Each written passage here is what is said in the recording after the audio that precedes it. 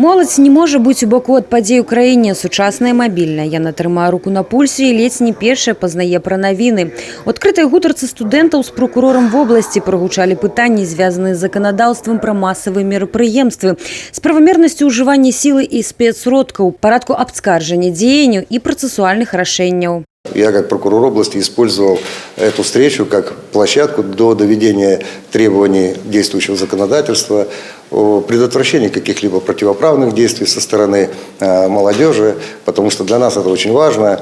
И, к сожалению, есть и в этом вузе участники массовых беспорядков. Падчас сустрэчы былі прадэманстраваны дакументальныя ўрыўкі падзей у Брэсце, пачынаючы з 9 жніўня. Прокурор вобласці рэзюмаваў, толькі ў прававым полі можна вырашыць пытанні, якія хвалююць грамадства і моладзь у прыватнасці. Такой пазіцыі прытрымліваюцца і многія студэнты. Иногда вечером хочется выйти, элементарно пройтись по городу, но, так скажем, мы опасаемся тех же стычек и санкционированных митингов. У каждого свое мнение, каждый, так скажем, свой путь, который он выбирает. И я не могу препятствовать, допустим, если мои там друзья где-то выходят, это лично их выбор. Некаторыя студэнты Брэсцкага тэхнічнага універсітэта, дарэчы, удзельнічалі ў несанкцыянаваных масавых мерапрыемствах. Если мы представляем, что такое 6500-тысячный контингент студентов, то среди них есть и могут быть те люди, которые попали на эти мероприятия.